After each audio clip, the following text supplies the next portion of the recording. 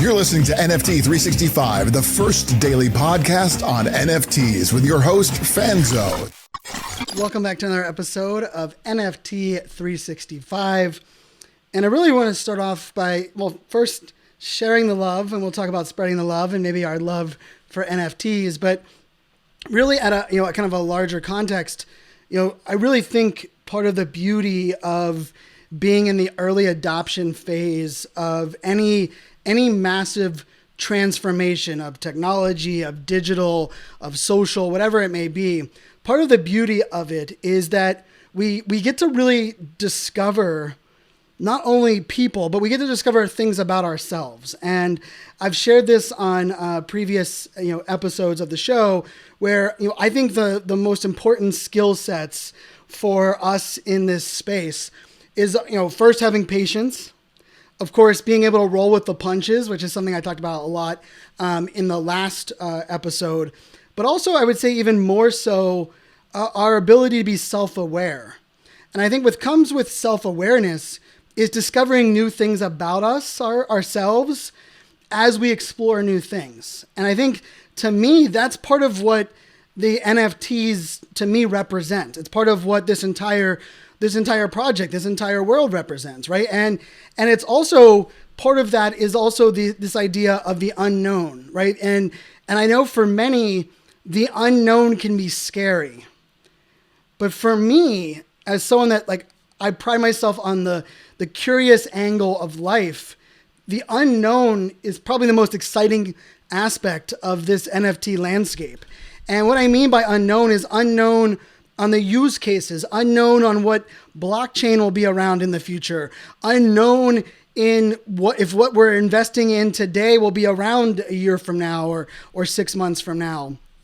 And with all of that unknown, with all of that uncertainty, it's very easy for us to get overwhelmed. It's also very easy for us to be hard on ourselves, right? I think for everyone that's listening, and I think we are our own biggest critic, right? Or the toughest on ourselves. And, it's easy for us to spend time worrying about mass adoption or what did the Super Bowl crypto ads mean? And why wasn't there more conversations on NFTs? And what does that all mean in all these bigger moving parts?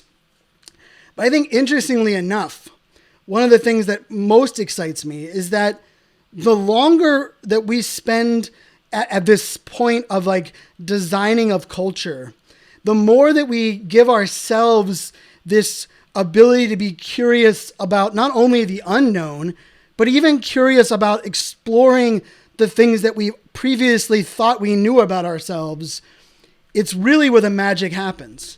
I mean, I can't say that enough I've been somebody for my entire life that didn't believe that I had it in me to deliver something on a daily basis, that I believed it was going to be overwhelmed. And I was pretty good at finding ways to let myself off the hook. And I've even shared here on the podcast that I added the idea of buying an NFT every day. I believe part of the reason I wanted to add that to this project was that if I got to a point where I could no longer keep up with the daily content, that I could use that as an excuse. I was almost building in my own way of getting out of something. And something that I've learned over the 90 plus episodes of this podcast is that for me, the ability to be consistent is more to do with my ability to make sure that what I'm doing is for the audience more so than it is for myself. And what I mean by that is every comment that I get, every message that we receive here at the podcast, and I even have, our team now is being able to receive a lot of this, and they're sending me, screenshots and, hey, Brian, check this out on this tweet, or did you see what someone posted in the Discord? Each one of those goes kind of in my back pocket of hey, this is why we're doing what we're doing. And the reason I think that fits so nicely into this NFT conversation is that, we are living in a pretty cool environment where a lot of people that get scammed or rug pulled or they lose money, or they buy a project that ends up not being what they thought it was. So many people are of that mindset that like, okay, that happened to me, but I'm learning from it. And now I'm going to see what else is possible. In previous years and previous things that I've been a part of, I always thought, not always thought, but there was a lot of people that would try something. And as soon as they met resilience, as soon as they failed initially, especially like live video, and even podcasting as a whole, they were like, okay, I tried it. That medium isn't for me. And they're going to leave. And I will say the thing I love about this community is that we together realize that because there's no right way to do things, and because the possibilities and the opportunities are truly endless, it also means that we're going to have some tough days here and there, and we're going to have to redefine certain things, and we're going to have to adjust on the fly. And it's that whole adage, right, of we're building the airplane while we're flying it. And I think in some cases we're building a vehicle, but we're not even sure if we need a motorcycle, a Humvee, or an airplane. But we're just building something along the way, and we're going to decide if it needs to fly or go across the ocean, or if it needs to be able to go fast, or it just needs to be able to get us from point A to point B. And so for me, I can tell you that, each person that I'm able to interact with that has that aha moments of NFTs, that it unlocks community or unlocks possibilities, the more excited I am about this arena. And I know that there are people that are going to, claim that this is no different than a joining a membership club, or signing up for a gym, or joining an association. But I also think, like, for me, and this is just speaking for myself, like the idea of like paying money to join an association is kind of like what I thought about fraternities in college, right? When I was told, like, Brian, are you going to pay for your friends in college? And I was like, that's the stupidest thing I've ever heard of. Why would I pay for my friends? And they're like, oh, so you're not going to join a fraternity.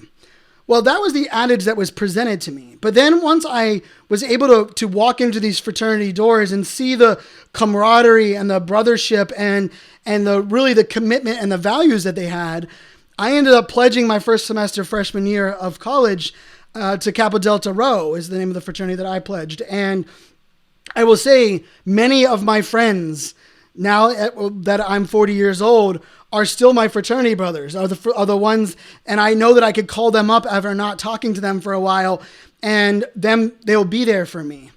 And I think the interesting part about that versus what the digital world has opened up is that some of us have had opportunities to turn handshakes into hugs and meet people offline. But in many cases, that opportunity isn't always there for us. And so the question becomes, where do we find that camaraderie, that like alignment in like values and belief? And it's that we are greater than me. And I truly do look at this NFT world as the vehicle for doing that. And I'm okay if someone looks at it and says, Brian, this is no different than this. Or Brian, couldn't we do this in this, the traditional way of the past? And the answer might be yes. But the beauty is we can reimagine what it's like in the future. We can reimagine what is possible.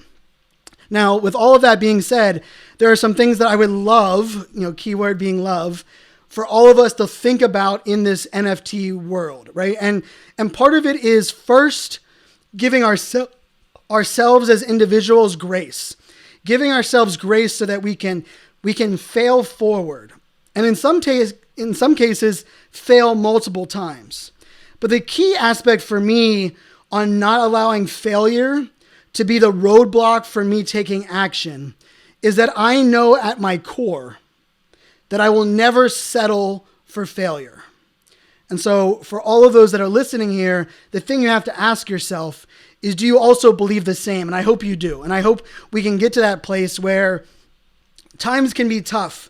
And there's a lot going on in our lives. And there's a lot of, especially from a mental health perspective, that we have to be better, take better care of ourselves as individuals. But we also have to recognize that we are pretty damn strong as humans. We are pretty resilient. We are pretty confident. And every one of you that are listening to this, you're not listening to this daily podcast for some vanity metric or to make yourself feel good. It's because you believe in yourself and you believe that there is more out there. There is more possibilities. And I believe that as well. And I think with the idea of giving ourselves grace to fail and fail forward, but also giving ourselves grace in the idea that maybe what we got into NFTs for originally has changed. And you know what? That change is okay. And I'm here to say that for me, the reason that I was often labeled like a change evangelist, and people would always say, Brian, you just love change. Part of it comes down to just the simple idea that I've never looked at change as the result of bad decisions in my life. I've actually always looked at change as a result of all decisions up until that point that allows me now to change or pivot or to adapt into what I think is best in that moment. But I think the key part of this is in that moment. If you've made decisions, aligned yourself with people or projects in November, and you as an individual have changed on, maybe how you're owning your values or your core beliefs, guess what? That's okay. Many of us have. And that also can kind of go into what I would say is the pandemic, right? The things that we believed were important to us prior to 2019, for many of us are different in 2022 and beyond. And you know what? That's okay. And it's kind of a beautiful thing.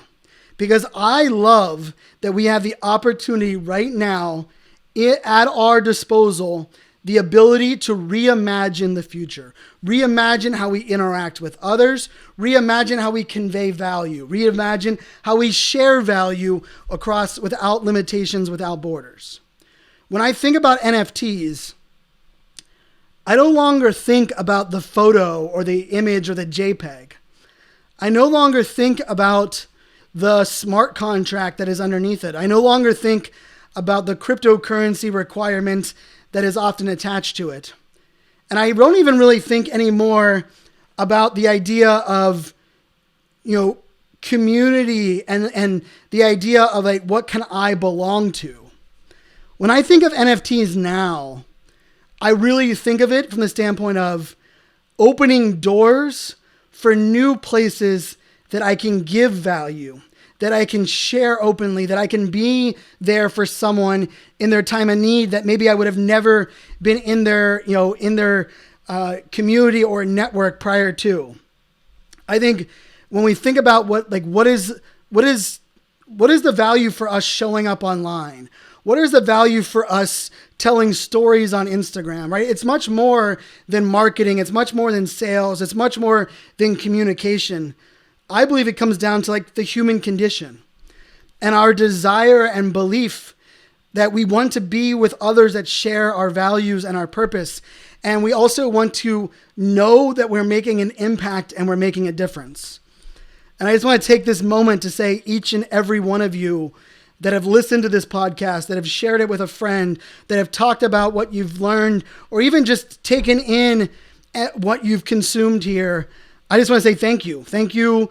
I appreciate you. I'm thankful for this opportunity that you give me to give really the most valuable thing that we have at our disposal.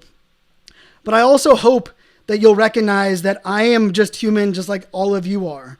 And I am no better because of the fact that I'm doing a podcast or I have a microphone. And at the same time, I'm open and willing to learn alongside of everyone. I've never for once made a claim that I know more, I'm the expert, and others know less. To this date, there is not one project that I have taken money from to promote or talk about. Not one project. We've had sponsors of the podcast, but there has not been a project that I talk about, from Playboy Rabbitars to the Meta Whips to my conversations around crypto dads and crypto chicks and the Fame Ladies Squad.